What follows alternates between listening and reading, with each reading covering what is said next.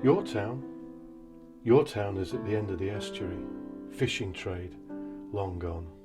The mine, closed. The adults in your world either work in the glass factory or they don't work at all. If you want to get to sleep on Friday, Saturday night, you need to put your head under the pillow to drown out the drunken noise. The rest of the week is quiet. Your estate is big, but it's got distinct edges. Edges that sharply mark the limits of your experience. Your school is brand new, multi-million-pound project that's been built at the edge of your estate. When it was opened, some Lord Lieutenant or somewhere came to cut the ribbon. You wanted to go, but your mum wouldn't take you. The idea of school still makes her nervous. She doesn't even like to go in them, even though she left 10 years ago. Over the next few years, she's not going to come to any of the parents' evenings. This is probably just as well because you haven't been doing very well. To be honest, your mum never mentions school other than to tell you that you have to go. She'll get a fine if you don't. This new school of yours looks like a spaceship has landed. It towers over the estate. Its limits marked by the 10-foot fence. An alien life inside. Every other building round and about is drab, grey. This school looks more like the big shopping centre you went to once. That time you went to Leeds. Another place that shouted that it wasn't for you. The teachers are kind enough most of the time, but they're not a cheery bunch. They don't really look like they want to be there. Your school should be opening your eyes to the possibilities of this life. But your school is busy, trying to look better than the next one down the road. They need you to pass your exams, so they keep starting all your sentences for you, telling you what to put and asking you to remember things. It's tough, and you don't do very well. At your house, you don't have any paper or pens, and you don't own any books. School is full of them. There isn't really any conversation in your house either. More likely there is shouting when your dad comes round. You need to do some homework, research about someone called Queen Boadicea, and then you have to give a talk about her. The library closed under austerity measures, and you decide not to go to school the day your talk is going to happen. It goes unremarked, and you struggle on. Luckily, Miss Braithwaite is more interested in telling you all about her holiday in Cyprus and forgets to finish off the missed presentations. Later in the year, she will fill in the blank in her mark book when the school data monkey asked her to guess how you would have done. They need the figures. They especially need your figures because you are, underachieving. You are letting the school down, and the school needs good grades after the last lot they got. You don't hear anyone say your name very much, other than when the register is being called, just a name in a list of names.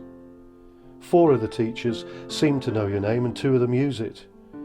No one ever asks you what you think. You quickly learn that if you keep your hand down and avoid eye contact, then you really don't have to join in at all. They don't seem to mind that you're a scruff and that your dad was just as bad, but we all know that it's going to limit what you can manage. You mentioned once that you'd thought about being an engineer, but your teachers think you should aim a bit lower. No one has ever asked you about yourself, apart from at the start of every year when the teachers ask where you went on holiday that summer. Tough question. There are lots of furrowed brows around you. The test that you took at the end of primary school, you have failed.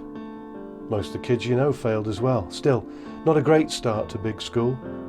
Turns out that you are pupil premium. You aren't sure what that is, but it's not good.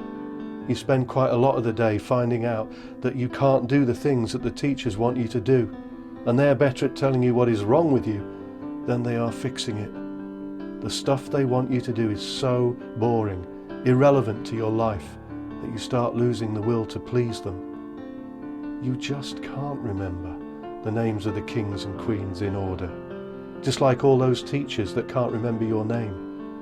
You don't know what a preposition is. Actually, you don't care. The only fresh air is outside, in the yard. And the sense that you are not clever, that the promised bright futures of the 21st century are not for you, it settles in you, stays there, except there is a moment in your story when everything could change. Mr. Waymont, your English teacher, sees your picture in the local paper. You have won a fishing competition, and there you are in the paper, holding on to a large trophy, and you have the biggest smile on your face, not one that we see too much in school. What would happen if Mr. Waymont remembered to congratulate you on your win? If he were to ask you about your interest? If he told your head of year to make a fuss of you? What if he contacted your mum to say how pleased he was to see you'd won the fishing competition? And it'd be great to chat at parents' evening next week. What if when Miss Ormsby, the art teacher, hears about your interest in fishing, she gets you drawing fish, and it turns out you're rather good at drawing? Your stuff goes on the wall, and you choose art for GCSE. What if that leads you to doing a talk about fishing, and then you're involved in setting up the fishing club after school, Wednesdays, Mr. Oswald, who loves fishing too? And with every little interest taken in you, you swell and grow. A confidence and articulacy grows inside, which is where learning lives, inside. As he puts the paper down, drinks his beer, Mr. Waymont makes a mental note to speak to you. Let's hope he remembers. Let's hope he thinks on. What if it clicks with Mr. Waymont? Why the only fresh air is outside, in the yard.